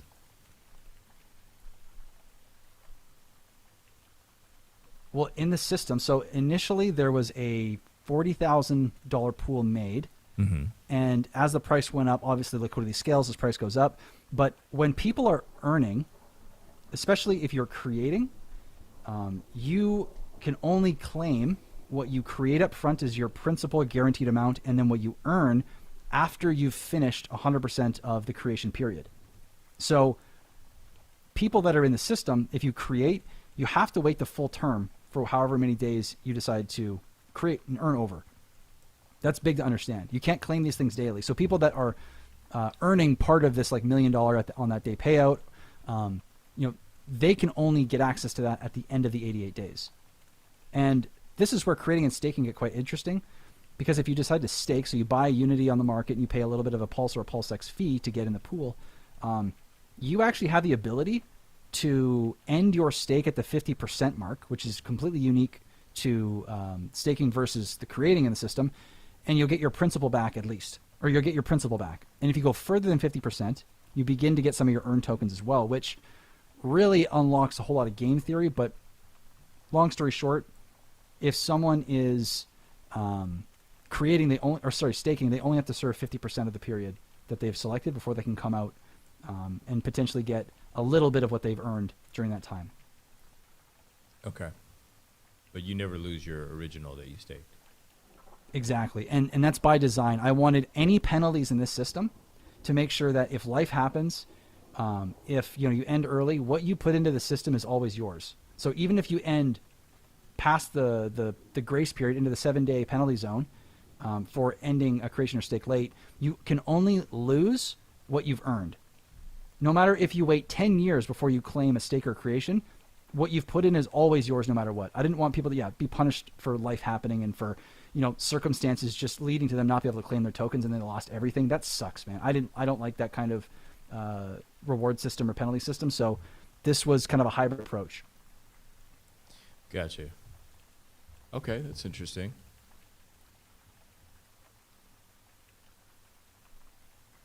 Luna is asking if there is a roadmap. So, what can I say about a roadmap? Now, roadmaps create expectations. And I've learned, unfortunately, that, you see roadmaps, they can bring on legal scrutiny. And my concern with giving out a roadmap is that, it just invites unwanted stuff. And, one of the things that I've learned too is that when you're creating this stuff, I mean, you can have an idea and you can get 90% of the way there, 95% of the way there, and then realize that it's not going to work. And sometimes or it's just going to take, it's just not worth the squeeze anymore. You change your mind, something happens, right? And so I have if you've been listening to, or you've been seeing my tweets, what I've been saying on stream, like I've been talking, and Unity is actually going to get something on launch that is going to change the game significantly, which we might get into in a moment here. But this, like I've said, which we'll talk about in a moment, is a layer for something much bigger coming. Now, the reason I don't want to put on a roadmap is for exactly that. If I say this thing is coming out and it needs like a year to build the damn thing, anything can happen in a year. Right? I thought Taurus was going to be a 2-month project to go from idea to fully built. And I started getting everything built in November of last year. Mm-hmm. And it came out in July. And that was like, I couldn't have launched it any sooner. I literally couldn't have. So I just don't want expectations and stuff happening. It's just impossible, So I would love to. If it made sense, trust me, I would already be out because I'm so excited about other things that may or may not come in the future. But here we are. Gotcha. And is it beneficial to get in early? Yes. Now, I want to clarify why. If, you'll hear this from any project, get in early, get in early, get in early. Typically that, I don't want to say typically because it's like each protocol is so different, but where Unity is unique is that because being in early gets you earning from the highest number of tokens emitted per day, you literally have an advantage on that front. Simultaneously, if you are in early there, and we assume there's people coming in after you, each day that someone delays coming in is more tokens on on days for you that are in the pool. And the more tokens you get, the more earning capacity you have in the system. Now that's the big thing. It's not just like your ROI is going to be higher. That's great and all, right? But if you look at this system as something that you want to participate in because you see the long-term proposition, you see how effective it can possibly be for PulseX and what that might be as a catalyst for both of them kind of working together for price, performance, ROI, all that stuff, right? Then how many tokens you get is directly proportional to how much you're able to earn as time goes on, as more participants join, as more tokens come out. And that's why it's important to be in early. Yes, if you want to be in early to get an ROI, fantastic, cool, fill your boots. But the real benefit to getting in early is your earning capacity across time as the system gets more and more difficult to earn in. Okay, so somebody just wants to get in early, buy some tokens, and sit on them like they're a Bitcoiner. That's fine. Yeah, because it's going to be harder and harder and harder over time to earn those tokens, to potentially buy them. If PulseX goes up in value, then every dollar buys less and less Unity, right? So for multiple reasons, yeah, it just depends on which angle you're taking. Yeah, that segues to Kirill had thanks for the super chat, Kirill. Really appreciate it. He had a great question regarding that. How it affects Unity, the price of PulseX. And he says, stream's awesome for a start. So yeah, how can we think about it in terms of, let's say PulseX does a 30x from here? What are we talking, like, how does that affect the price? Yeah. Honestly, significantly in potential. And I'm not going to say that lightly. I'm not going to say that as like a founder that's biased. I'll break it down in the sense of exactly why. With Unity, you have the option to utilize PulseX to get into the system, or Pulse. Lots of people love their PulseX. Probably won't want to part with it. But there's a lot of potential because, Pulse is the gas token, a lot more people have it, that people will utilize Pulse to come in the system. Now, if we utilize that basis of, or an assumption, right, what we can see in that is that that's Pulse that was not currently, that had not already bought PulseX, right? That's fresh Pulse that's going in the system. People weren't holding PulseX. It's not people going in PulseX, it's Pulse. So when it comes to the buy and burn, the buy and build, and the buy and burn for PulseX, over 96% of all of that Pulse, because it's coming into the system, is guaranteed to be bought at least into PulseX, which means if people only ever come into the system using Pulse, and let's say $1 million comes in, right? That is $960,000 in Pulse buy pressure that previously was not going to go into PulseX.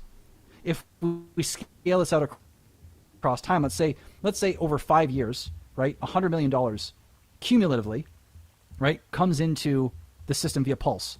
That's $100 million additional buy pressure, or $96 million in buy pressure that previously would not have made it into PulseX just because of that one aspect of being able to come in the system with Pulse, right?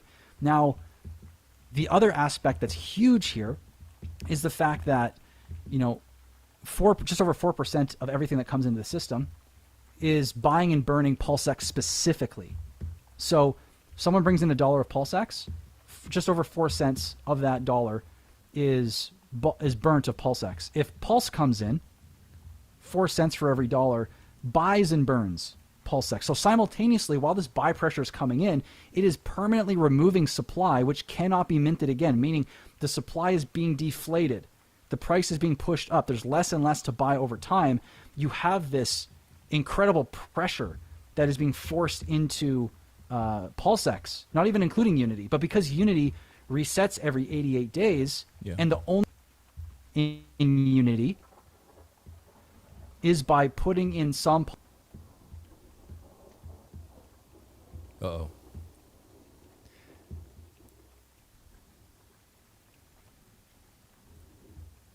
Firestarter, we love you. Cryptographics froze up a little bit. Okay. You're back in the room. I should have said something. It was starting to get sticky, and I should have mentioned it, that your thing was sticking a little bit. It is down-regulating. I'm just seeing it on my end now. It has been down-regulating the quality of your image. So sometimes your image is very sharp, and then I can see it like down-regulating it, and then it started getting sticky, and then you vanished for a sec. Damn, sorry about that, guys. No, it's all good, man. Just want to give you a heads up, yeah. I wish I could do something about it. I don't know if I can. I've got everything closed. Could just be your neighborhood let me close a few more tabs, see if I can. Yeah, just close some Honestly, tabs, yeah, I'm in a place where it's not great. Okay, yeah. Let's close that one. Close that one. Okay, fingers crossed.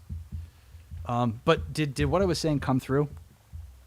Yes, but so with all that buying and burning, so the PulseX is going up. How can we understand how much pressure that's going to put on the price of Unity, though, to go up? Well, so because again, this is obviously connected to the performance of PulseX, right? So people are just going to know what's the easy way for them to understand or explain it to others on how they can understand how this price will have upward or downward pressure movement based on PulseX. Right. So now you want, and this is in Unity itself, right? We'll just talk about how it's going to affect Unity. Yeah, as opposed to what? We're talking. Oh, sorry, no, just clarifying, just making sure I'm not talking about PulseX still. Yeah. So with Unity, I think. Yeah. So with Unity specifically. Yeah. Sorry, the time delay is fun, isn't it? Oh yeah, you saw a little delay. It's all good. Yeah, it's just perfect. So, with Unity, yeah, the one thing to understand about why this system is truly different is because I was talking about this morning on my X Space, which is understanding there's two main different types of mechanics in crypto. There is a mechanic that is better for higher prices, and you can think of this as like minting, right? The higher price something goes, and you can mint it, meaning you can get. I might be cutting out, aren't I? No, you're good. Am I cutting out? No. I am. Okay, good. No, sorry. The screen's just glitching out like crazy on my end, so gotta love it.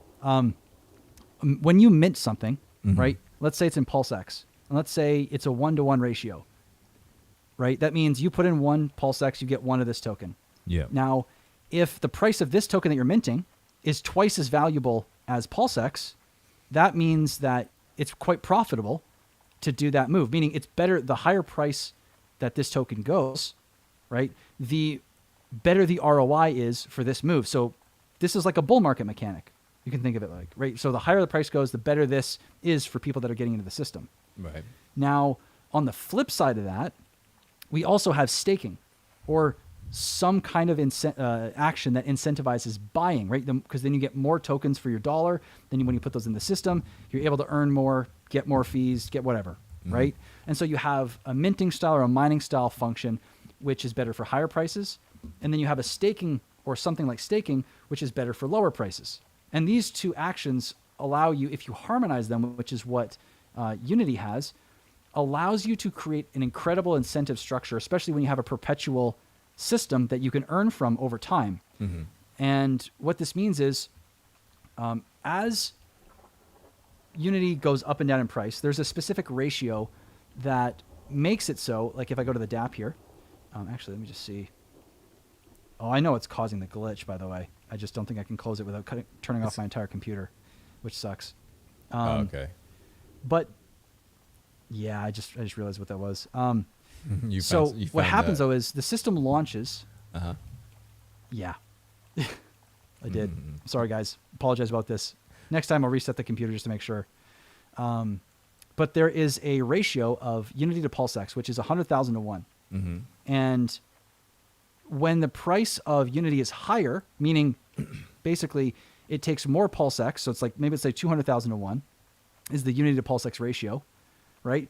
That means creating, and the ROI that we see on screen here, if I go to the create, is going to be higher, right?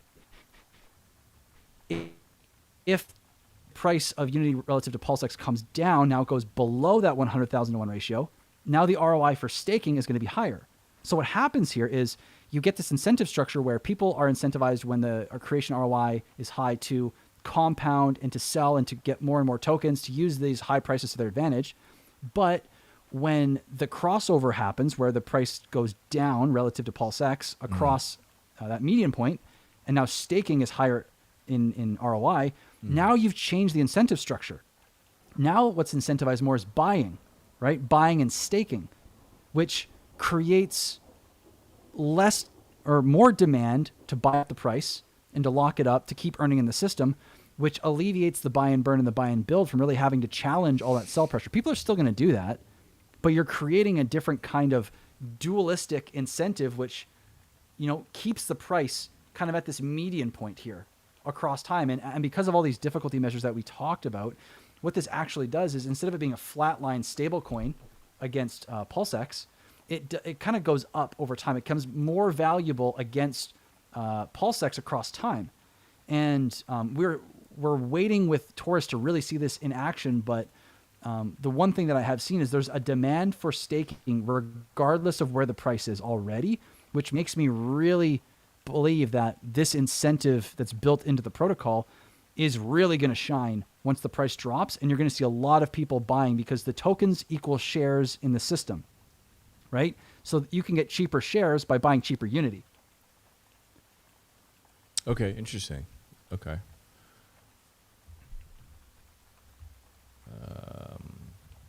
And Firestarter is asking, can you elaborate on the difference between earning and creating tokens? The created is guaranteed, and the earned changes daily. You understand what he's asking? Yeah, 100%. Yeah, and this is good because, you know, creating is kind of a new word, but you could think of it like you are minting Unity in this case that you're guaranteed to get at the end, right? And what you mint also has a correlation to the shares that you get, right? Like, for example, if I'm going to mint 699 Unity, or create, I'll use that word, right? Creating is minting essentially, that you're guaranteed at the end of the 88 days or whatever day you choose. If I change this to a higher number, let's say I want to mint a random amount here. Let's say I want to mint 24,000. Now I get 189 million shares instead of 5 million shares. So what you're creating up front is what you're guaranteed, but it also relates to your earning capacity in the system. So the more you have in terms of shares, the more you can then earn over the course of 88, 77, whatever you want to choose. But this part here, the earned Unity, is not guaranteed, because every person that comes in after you is taking away from what you can earn in the future. And that's really important to understand. It's really important to see why there's estimated ROI here. Estimates drop as new participants join based on current participation.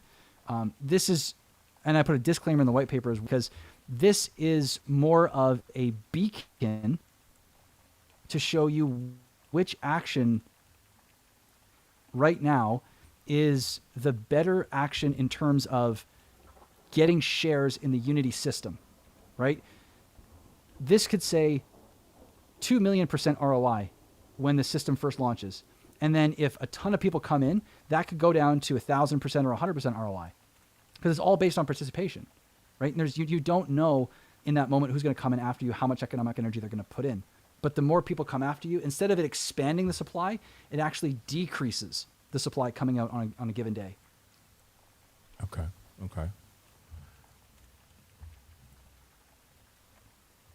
That was Firestarter. Somebody's asking, how much burnt liquidity are you personally putting into this project? I guess he's just asking how much. What do you mean by burnt liquidity? I guess yeah, it means I like guess I can locked answer that. liquidity, yeah, that can't be pulled out. Yeah, so the lock liquidity is going to be built over time. Like the smart contract owns the liquidity pool and it builds the liquidity pool. There's no. I think he's asking how much founder. are you putting in. I don't know why he's asking that, but yeah, how much are you? Yeah. I don't know. Is that a normal question? The protocol is the protocol is putting all the liquidity in. The protocol takes in, I believe it's 2 billion PulseX, and then it mints 20,000 Unity, and it pairs those into liquidity based on people coming in the system. Okay. And So then it's every starting single with 10 no minutes liquidity based in- on. Or how much liquidity will it start Yeah. with? I guess you start it with something, or it starts at zero and starts building on its own. Yeah, so there's no liquidity pool until we reach a certain amount of participation in the system, and then the liquidity pool is automatically formed with 20,000 Unity and 2 billion PulseX that comes into the system. Once Okay. that's reached, boom, liquidity pool's made, meaning you can't buy Unity initially. You can only create until the liquidity pool is made. Once that happens, then funds that come into the system continue to build that liquidity pool perpetually, right? This is a new decentralized way of building liquidity. And initially, if we look at the price of PulseX right now, that means the initial liquidity pool is worth around, assuming the prices stay where they are, it'll be around 80K initially. Okay, interesting. And speaking of liquidity, yeah, PTGC said the system burns liquidity automatically. Immutable renounced contract. Over time, liquidity will only thicken. Yeah. Yep. Exactly. And let's say somebody asked, what is the difference? Kirill says, what is the difference in ROI between 88 days and 44 days? Yeah, that's a great question. So here's the thing. If I show like this, you know what, can I bring up the Taurus DApp for just a sec to showcase this? Because this is Sure. actually, I can't showcase this in the test Do only it. because there's not participation happening in the DApp right now. And this is, do it. so let me show you guys here. So now the reason I'm showing Taurus, for all you wondering why I'm showing a different protocol, is because this is the one that's on Ethereum live, and I need to be able to showcase the numbers here, which need participation. So normally if you are in a protocol that has like 88 days, 44 days, 33, all that stuff, you could think of it like, okay, if I go 88 days, I'm going to get max ROI. If I go 44 days, I'm going to get half the ROI. If I go 22 days, I'm going to go half of that ROI, and so on. But that's incorrect. The way that this system works is exponential in terms of advantage for going longer. It's not linear. Meaning, if I show you here, if we look at this ROI, which is 8,200%, and we cut this down to 44, there's two things I want you to watch. One, the percentage here, and two, the number of shares. Okay, so 7.5 million shares, 8,200% ROI. If I cut this to 44, again, watch. Look at how dramatically the ROI and the shares drop. Right? Again, 88 days. Longer pays better. It's like a 20x different in ROI. Yeah, it's a lot big difference. Yeah. And this is by design, because I wanted the system to favor delayed gratification and really benefit those who are in the system long term, continuously growing their shares, growing their holdings, and utilizing the protocol to its max. Gotcha. So if you go to, let's do even 8 days, like, good luck. You can't, like, the first time ROI, and prices are really high in Taurus right now. So the first time ROI is positive is like around 25 days. And that's, prices are likely to come down because there's supply coming out right now. So you probably wouldn't even have much of an ROI by the time this came out with 25 days, because you're getting 172,000 shares for a 25-day creation, and you're getting 7.5 million for an 88-day creation. It's just like, you can't really compare just with how exponentially in favor the system is of longer. Gotcha. Somebody said, if this was Dragon's Den, what's Dragon's Den? I don't even know what he's talking about. It's a like a business entrepreneur show where you have like Kevin O'Leary and a bunch of these big entrepreneur guys that are listening to pitches of people pitching their business for stakes in them. And the classic line is, for that reason, I'm out. So the reference is there. Okay. I had no idea what that was. Somebody says, it's all about the shears and what happens to your shears in relation to the pool as people come and go. Shares. Run right shares. You got to keep your shears sharp, man. Wookie Slayer, what's up? It's all about the shares and what happens to your shares in relation to the pool as people come and go. Yeah? Exactly. Yeah? Yeah, that's actually one of the most important things to understand. If you want to understand the power of this system in Unity, it's understanding how shares work across time and how difficult it is to maintain shares and continue to earn using those shares into the future. You understand that, and you really understand Unity. Like, creating and staking are just two different vehicles to get shares depending on the market conditions. Really, that's all it is. But shares are the core. Somebody said, can you explain why institutions would be interested in this in a couple of years? Well, couple of years might be a little soon. You know, I would be shocked if in a couple of years institutions are looking at this. But the point of this is, like, if you map out the supply over 20 years, it takes 20 years for us to reach even close to 125 million tokens, which means there's so much scaling that has to happen. So, you know, for me, I would see in 5 to 10 years, I could see that possibility starting to come up, especially, you know, it just depends on what happens with PulseChain. You know, it depends on where institutions are putting their money. But this protocol is designed, you know, what I said the vision is for the people to get in early and the whales to be late, you know, because this is designed in a way that there's always going to be some level of stable yield as time goes on. And the more supply comes out, the more the system stabilizes. And so if you're an institution and you've seen something working for 5 to 10 years that's only going to continue to output supply, and you can get a share in that to earn a stable yield, like, that's exactly what this is designed to be. And so we'll see.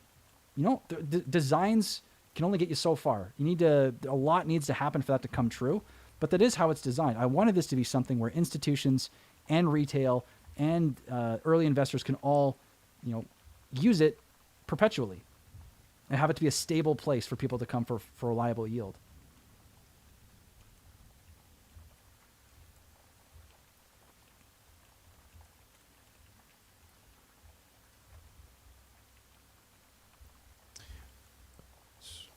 I'm seeing if I got all the questions. Chad, I think I got everybody's questions. They're great questions, by the way. Obviously, you guys come to the Telegram at St. Wolf Vision, or you can go directly to Cryptographics on X. I'm sure I can answer all your questions if you have any more. Obviously, you can go to the X for Unity and go to the Telegram and what have you there.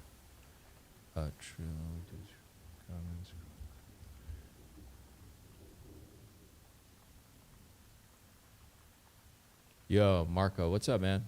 Sorry I missed you earlier. We talked a little bit about Atropa, but I was looking for questions what we're doing. Yeah, man. Looking good. Looking good. Anything else you want to add?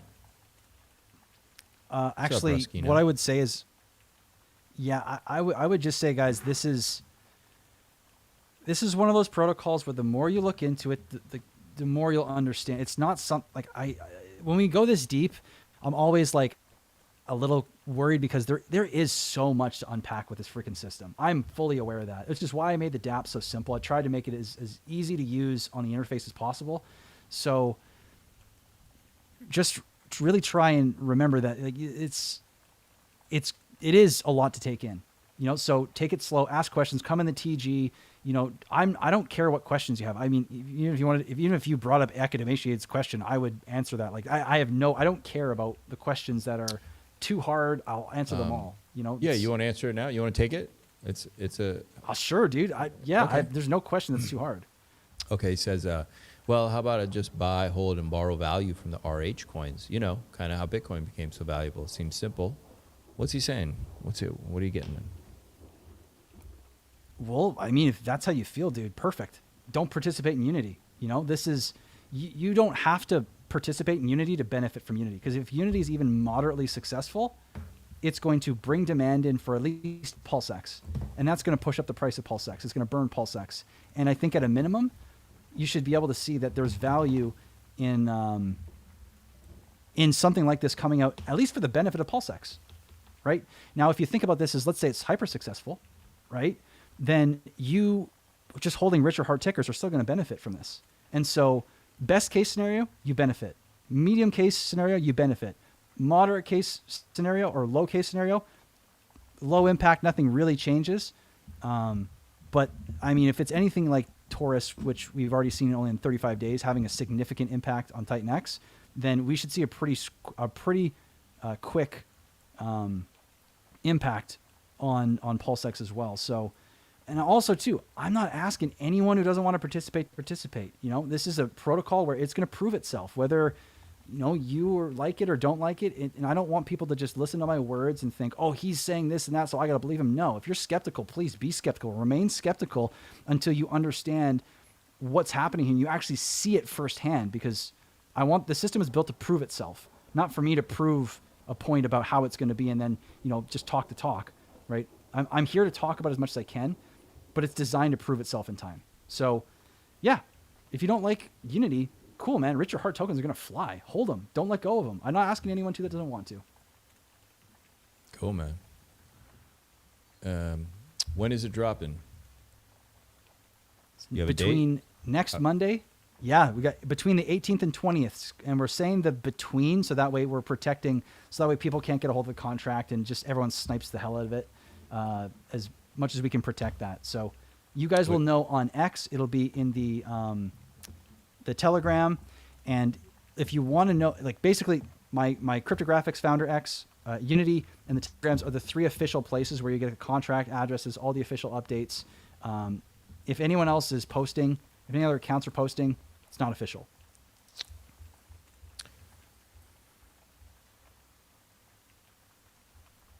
What did you say about sniping there? What did you mean? Yeah, so we wanted to make sure that people can't know exactly when it's going to drop and be on the lookout for the contract address and then get it in advance and then just buy up supply and create a weird price chart. People that are trying to buy into stake basically get hammered by these guys that get in like literally the same block that the contracts are deployed, and then they dump on the people's heads that are trying to get in the system to just stake, right? So trying to mitigate that as much as possible. I don't know. How do you mitigate that though? I mean, you can put all sorts of things in place. Like you could, and Taurus doesn't, or Unity doesn't have this. Like you could do a blacklist, you could do all sorts of stuff to really like be on it. But there's only really so much that you can actually do short of creating these crazy features. And I didn't want them in the contracts. So really the only thing we can do is, and there is some mitigation as well. Obviously deploying kind of between a 3-day window is the best we can do on that front without having weird functions that could then be looked at as like sketchy in the contract. But simultaneously, you know, if you are in the system and you're creating, and let's say these snipers buy up the price and they hold it up there, if you're creating in the system, you're actually benefiting potentially from it, because you could potentially dump on their heads if they're dumb enough to buy it high enough and then not sell. So if you're in the system, you could potentially benefit from it. But you can't really stop it. It's just, you can only mitigate. And even that is like limited in capacity. Can you stop? Can't exactly, stop Snope bots looking for new launch. Yeah, you can. They're out there. Yeah. So Big GZ says, so for every 2 billion PulseX, you create 20,000 Unity. How's that work for max supply of 125 million coins? This is a great question, because it's only one time. That would be crazy. Honestly, if that was the strategy, I would... That'd be nuts. It's just a one-time mint for the liquidity pool, right? Yeah, so it's just a 2 billion PulseX comes in. We reach that one time, and then it gets minted, and then that never happens again. Then it just scales with how the system evolves over time, and there's a buying process and all that. So yeah, it's as simple as it is. And Conspiracy Crypto says, can you talk about some of the strategies that proved successful at the Taurus launch that might work with Unity launch? Yeah, so I can talk about what I've seen, of course. Now, the one thing I will caution everyone with is reading too much into Taurus and thinking that it's going to be exactly applicable, because the participation can be different, which can completely change the strategies that people have used that were successful over on Taurus. And this is just a really important thing to understand. Like, look at what happened over there, and more importantly, understand why, right? In Taurus, there was a lot, there's been a pretty open Taurus pool, meaning there's not been a lot of competition for a lot of supply. People are earning a lot for every dollar that comes in, right? Which means that if Unity gets a ton more participation, that these strategies go out the window, because we know that the exponential nature of how much longer is favored in the system, right? That means that if there's a ton of participation in Unity, short-term strategies are going to go out the window potentially, right? But what we saw in Taurus that was really cool was people doing about 20 to 30 some odd day creations, and then having them come out. The price is a lot higher than that middle point that we talked about in the system, which means if they put $1,000 in, right, they could take, let's say they got a 5x gain, right? They take their $5,000, they put it back in the system, and they now create 5 times more as what they're guaranteed before they even earn a single Taurus. And this has been super powerful, and it's how the creation was designed to be used, so that when prices go up, you can compound like crazy, right? You can do multiple X's in single jumps in tokens like right away. And that's been the really cool thing. But the other thing that's been interesting to note too is that people that are doing that are coming in, maybe they did a 28-day or 30-day creation initially, and they compounded. They're not compounding another 28 days. They're going 88 days this time, because it seems like people are learning the system, learning the power of going longer, which has been really cool. Another strategy, there's 2 other main strategies. Now, you have this kind of hybrid approach where people are doing longer to medium long, to kind of do more of like a laddered out approach, where they're doing like, let's say 30, 40, 50, 60, 70, 80, 88 days in multiple different lengths of creation or staking. And, that gives people the chance to potentially earn and, have limited sell pressure that is coming out on the same day that theirs are coming out. Maybe just see different market conditions over time, every 10 days, to get a better chance of compounding or whatever the strategies they want to use. And the other strategy that I've seen is interesting as well is the staking approach, where staking right now is the most risky, and as prices go high, it becomes more risky, because every dollar that you spend gets you less Taurus, and it will be Unity in this case, because obviously prices go up, you get less tokens, right, per dollar. It's just simple. Which means, because we know how the shares work, you're going to get less shares per dollar, which means you're going to earn less, right? Which means if you're staking, you need prices to be higher at these prices. Like if you're buying high prices and you're staking, you need the price to stay higher to make sure that your ROI is actually like feasible.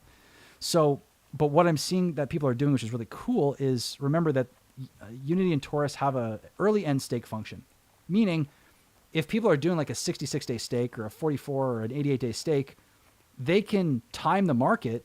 If they see that prices are high in day 44 and they think it's more beneficial to get out early, which we did see on, I think people are doing like a 60 or 50 day stakes.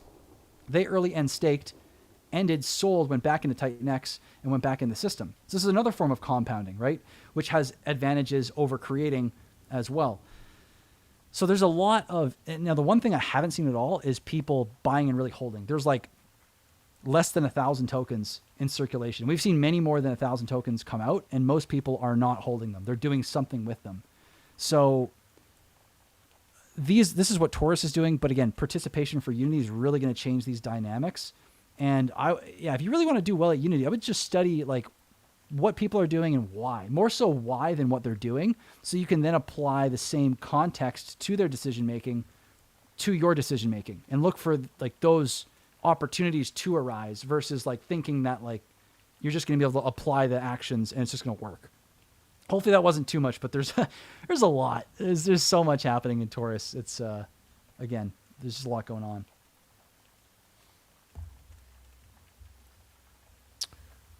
What will be like the top 3 LP pairs on there?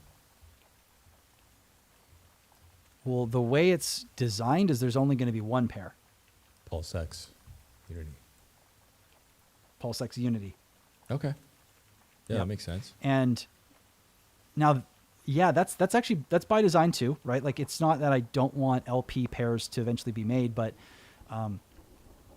if Unity is stacked vertically on PulseX, you know, when webs are a two-way street, right?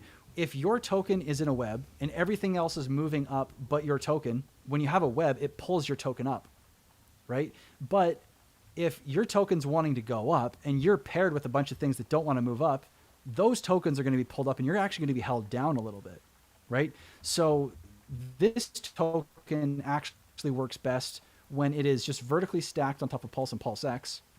And then eventually my aim is to have, possibly incentivized pairs at the top of the market.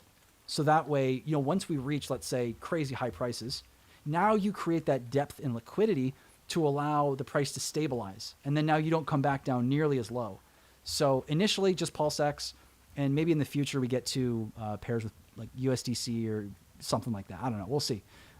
But that's the strategy for the LP, at least in my mind at the moment. And I'm going to continue to look into what's best. But at the moment, one pair and then possibly evolve in the future. Okay. I think it makes sense. All right. Is there anything else you want to add? I think we've covered everything. I got to everyone's questions, and chat really threw a lot of great questions at you. So we're looking at somewhere between the 18th, 19th, or 20th. So we're maybe about a week, less than a week out. And yeah, it looks like you put a lot of great work into this. So congratulations on your first launch, and looking forward to this next launch here. Yeah. Anything else you want to add before we wrap?